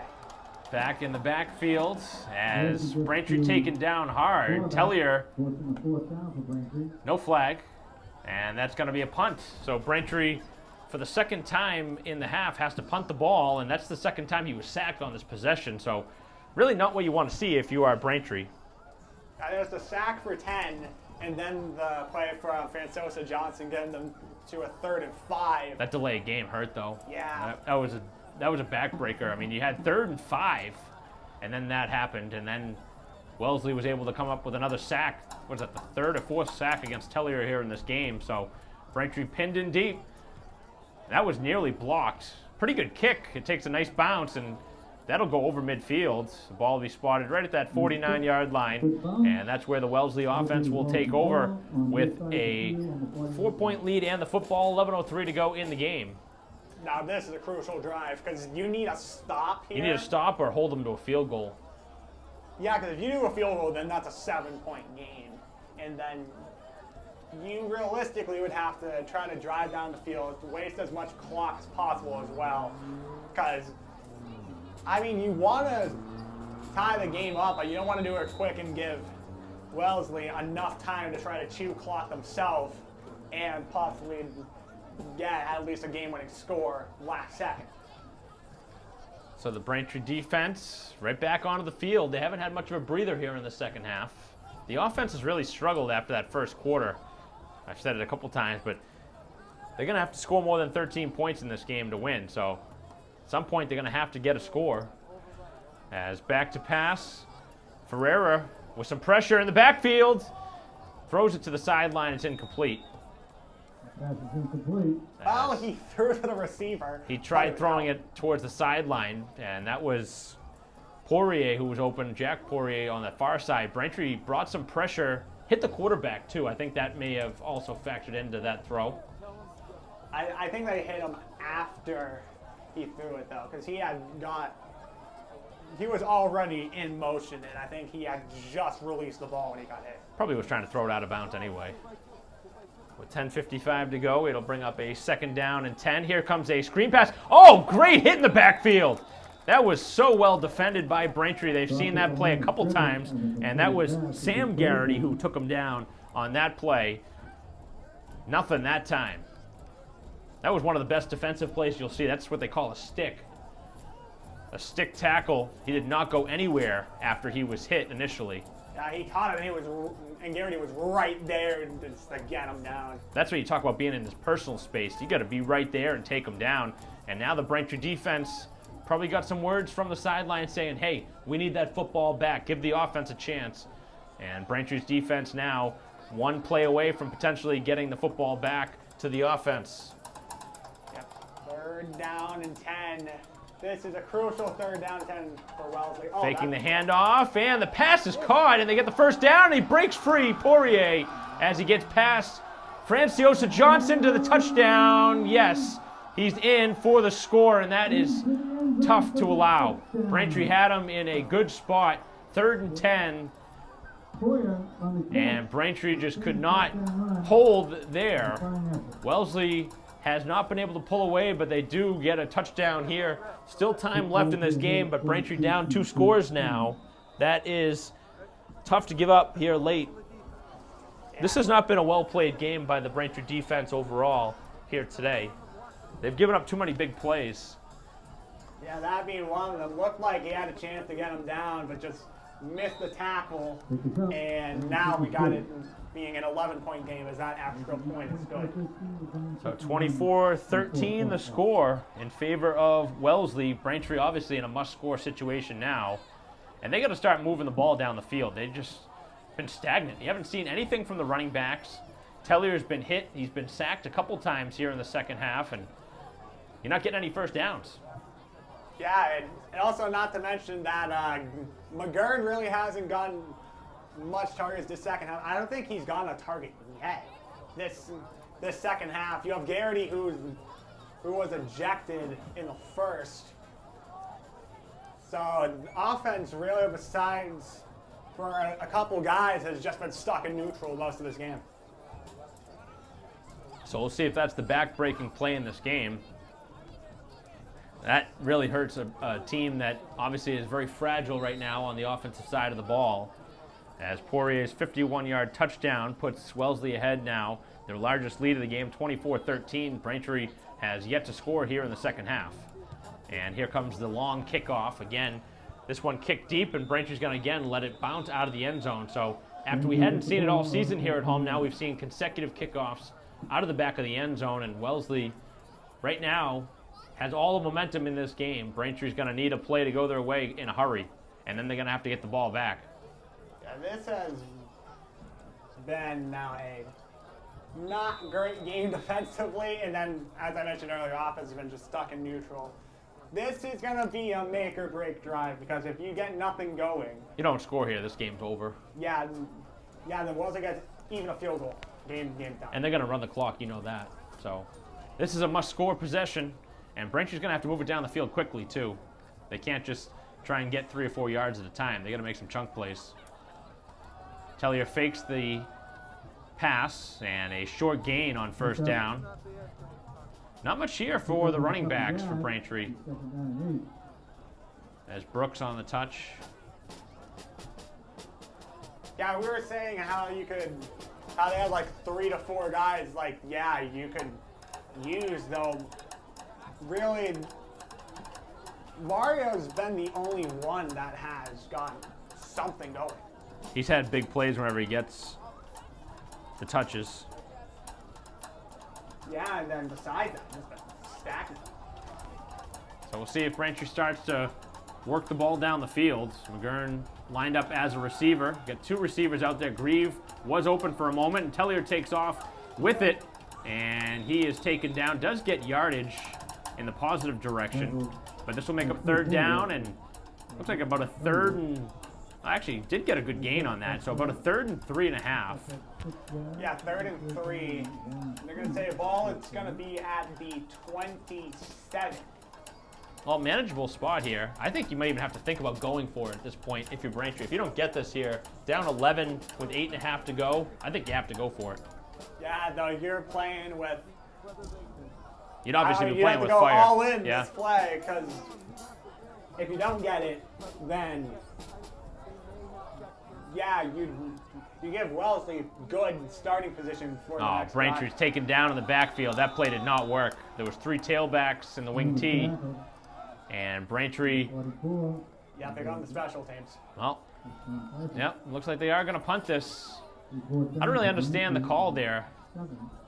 Braintree needed 2 yards, maybe 3 yards on that play, and you saw Wellesley, they brought everybody. They knew that was a running play, and they had the entire defense stack just the called box, all-out blitz. and it worked.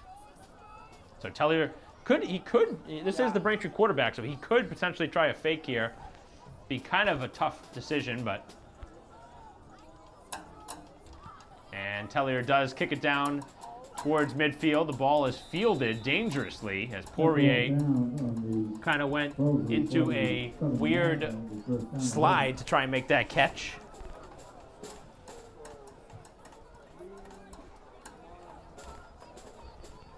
So yeah, now we know what's at stake this drive. Braintree just trying to stay alive with their last breaths of air, and if Wellesley does get a touchdown, even a field goal, it's over. Were you surprised at Braintree not going for that on 4th down? No, not really. I'm a little bit surprised with the amount of time left that Braintree would not have tried it, and the fact that, like you said, I mean, you need something. You have to make something happen on offense, and who knows if Braintree's even going to get the ball back. Wellesley could run some clock here. And a running play, Poirier nothing on his first touch as he's tackled behind the line of scrimmage for a 2-yard loss. Good defense by Braintree on the first play. But again, time is not on Braintree's side as we go under 7 minutes left in the game. Yeah, honestly, last drive, it's like they had some ground to look like, yeah, Braintree was going to have somewhat of a chance, but then Wellesley just filled the box, called an all-out blitz, and that play ended up working. And a motion. Handoff goes up the middle, and Poirier with the big gain, and that is a first down. Make it. That's not a first down. Close to a first down. Close to it. 4 yards short of a first. So now 3rd and 4.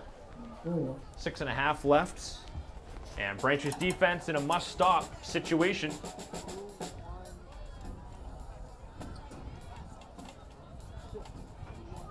And Wellesley obviously using all this time that they can. They're not lining up. No.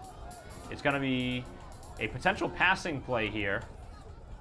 They've had success through the air, and they go into the air, down the field, and a flag is thrown. The pass was complete, and that's going to be against the offense. That's going to come back.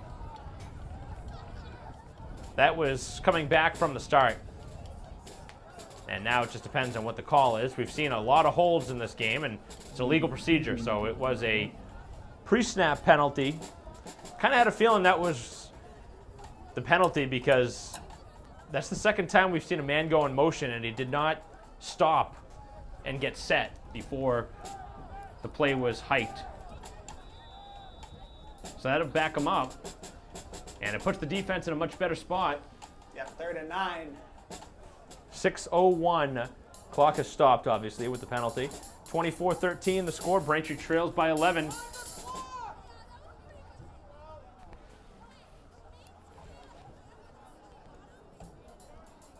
Clock is running now. Not sure why they allow the clock to run. That was a penalty on the offense. Shouldn't have that happen, but 5:40 to go. There might be something in the rule book that we don't know. Back to throw, and Braintree has pressure in the backfield. And then it's an illegal pass as he went over the line of scrimmage and threw that. This play is not going to happen. Wellesley's going to like the end result, but they're not going to like what actually ended up happening here because that was a penalty against them. Another holding call. Braintree should have taken him down the backfield, though. That should have been a sack, and we shouldn't even be talking about a penalty. Braintree should be getting the ball back after a punt. Instead, they got to defend one more time. And another thing is that Wellesley can use more clock. Yeah, so just fun the game more out of reach. Even though they wouldn't be scoring, you just use as much clock as possible. That's really the goal for Wellesley right now. And there goes the clock again.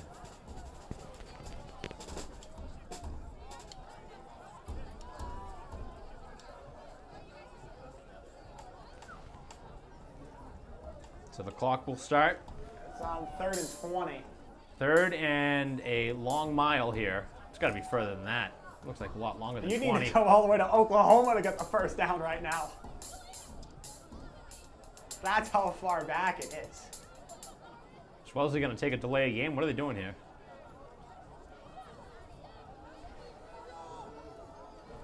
Under 5 minutes left in the ball game. As they just hand it off, Braintree's going to have to stop him here, and they are able to force him to the sideline. And they could not take him down out of bounds. That would have been a good idea to try and push him out. And that'll be a 4th down. Wellesley will punt, but they are content with running off almost 3 minutes of this clock. Yeah, someone at first tried to tackle, and, well, did not end well. You can't just take one guy tackling him, and he just got landed on the turf. So Braintree will get the ball back right around 4 minutes, maybe a little under 4 minutes left, and they need 2 scores. That's why I was saying that was such a big decision for Braintree not to go for it. I know it was 4th in their own territory, but I mean, now you only have 4 minutes left and you need 11 points. That's a very tough task. So it's sent down. The ball will be down at the 21-yard line, and that's where the offense takes over with a tick under 4 minutes left in the ball game. 3:59 remaining. Braintree down 24-13, and Braintree needs a score in a hurry. Yeah, they need to get the clock done quick. Right now, it's basically slim to no shot of winning this game. Well, Braintree is 2 scores down, so you could potentially try and play for a field goal at first and then try and get the ball back. You know you need a touchdown, a 2-point conversion, and a field goal, but obviously the touchdown's the thing that you go for first. But in this case, we'll have to see, because if Braintree doesn't have a ton of time left, you really have to think about taking a field goal at some point to try and get that first score and then give yourself an onside kick try. As Tellier back, here's a screen play to Brooks, and he's taken down quickly. Maybe he got back to the line of scrimmage. Well, that was what I said to do earlier, a screen play, but Wellesley was ready for it. They're bringing a lot of pressure right now. They see that Tellier is under siege, and Braintree, without the presence of their star wide receiver, Garrity, has really seen a decline in the offensive production here in this game since his ejection. Yeah, it's like since then, just the offense really hasn't had that spark of energy. They've looked flat. You would think coming off of a huge win over Weymouth in overtime that this offense would have been cooking, ready to go, but they started off good. They had a good first drive. I mean, obviously Garrity was a big reason why, but still. Pass is incomplete off the hands of McGurn. He finally was targeted. Well, I have a feeling this one is not going Braintree's way right now. With 3:04 to go, it's the 3rd down and 11. Yeah, you need at this point. You need a miracle at this point. You need a miracle. It's about a tick from 3 minutes. And the winning percentage chance of this game for Braintree to win is probably less than 1% at this point. Well, I wouldn't say less than 1%. I'd say it's single digits now. I'd say at most you give them like 8. You're being generous. I think I'm less than that. Yeah, you're third and 11 here. Just Tellier's back to pass, and it's incomplete again.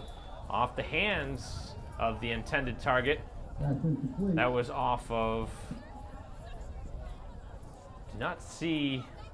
Was that 28? No, that was 29. Dominic Dionisio. Bringing the punt unit on, and that's all, basically. Well, Braintree pretty much surrendering at this point with 3 minutes left.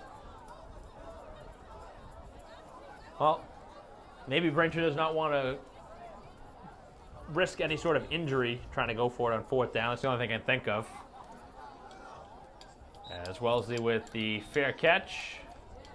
I think this one really changed, though. I'm not going to want to harp on it, but when Garrity was ejected, that really was the difference in this game. That changed the tide, and then after what looked like a taunting penalty on Wellesley after a long catch they didn't call, it definitely changed the complexion of this game, in my opinion.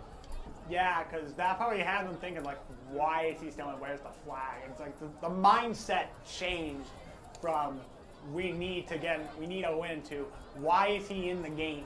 He should be out. Just the mindset changed there, and as a result, you could put most of the performance next to Flat Stanley, and you honestly couldn't tell the difference. Well, we're not necessarily harping on the referees in that regard, but Wellesley's definitely been the better team here in this game. Wellesley's been the better team, but I think, like, if you're making it unsportsmanlike, I mean, the one with Garrity, yeah, I get, but you got to keep it consistent. The worst part is that he got 2 flags on the same play, which I don't think I've ever seen. Whatever he did or said, obviously had to warrant the ejection.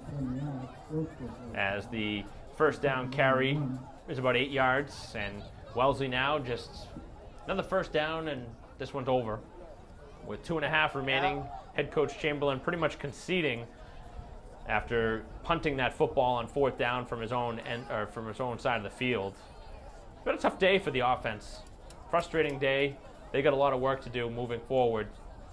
And like you said, now on the way to a loss, probably not going to have a chance for a playoff game. It's going to be a consolation.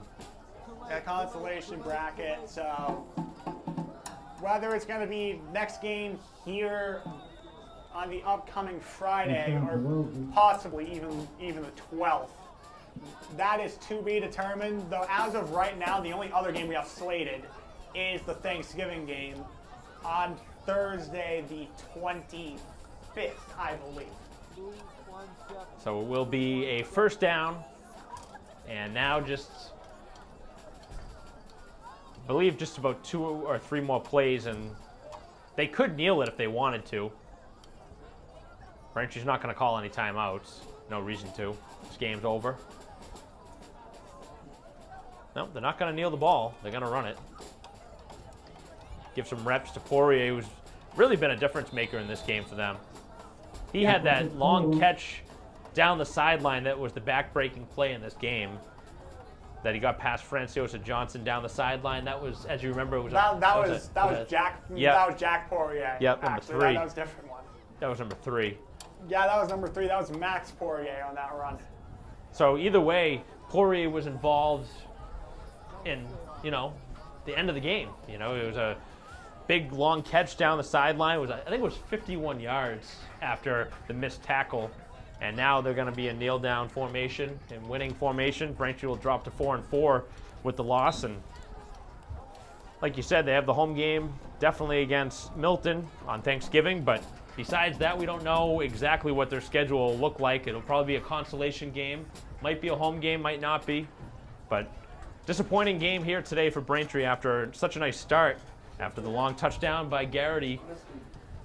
Frustrating loss here today for Braintree as they drop to 4-4 as the final 20 seconds drain off the clock. You see the players still celebrating. The official time has to still come off the clock. They can't stop the game, but our coverage will end here. I want to recap the scoring. Garrity got Braintree off to a hot start, 65-yard touchdown to put Braintree ahead 7-0 after the extra point. And then Parker for Wellesley made it a 7-7 game after a 1-yard rushing touchdown. Franciosa Johnson put Braintree ahead for the second time after a 10-yard score. Braintree missed the extra point. That was kind of where things went sour. 13-7 Braintree after that. Parker put Wellesley ahead for good, 14-13 with a touchdown. 25-yard field goal in the third quarter, and then a put-away score by Poirier for 51 yards, a receiving touchdown. 24-13, the final score here in this one. TJ, any final thoughts of this game? I mean, Braintree came in and like, yeah, you're right at the bubble and fell flat. I mean, they're still in the middle, and I was kind of just rebuilding the program. It's not as it was a couple seasons ago when with players like Zach Harris, Billy Sylvia, and any of those guys. I mean, still a young team with a lot to look forward to in the next couple seasons. Lot to look forward to, yeah. Lot to look forward to, TJ. It's just been, kind of just seems like the balloon just, it just popped at some point in that second quarter after the ejection from Garrity. It just seemed like the morale of the team kind of went down, and well, you hope that they can fix some of these offensive issues. Defense obviously allowed 24 points, which isn't horrible, but you probably need to do a little bit better to win some of these closer games against these Bay State Conference teams, because Wellesley, I mean, they're a good team. They were 5-2 heading into today's game. They've obviously won pretty handily. They won by 11, so if you're going to beat the good teams, you can't make too many mistakes, and Braintree did that, unfortunately, here today. Yeah, you'd need both the offense and defense to click. For a while, the defense was clicking, but the offense, the second half, just wasn't into it. Wasn't with the same chemistry we saw last week and during the homecoming game. It's like different energy, but not in a good way tonight. So Braintree drops it. Final score, 24-13 to Wellesley as the game will conclude. Braintree drops to 4-4 with the loss. We'll conclude our coverage. On behalf of our camera person here today, John Rafanos, my partner here today, TJ Chamberlain, I'm Mike Wassel. We'll see you next time.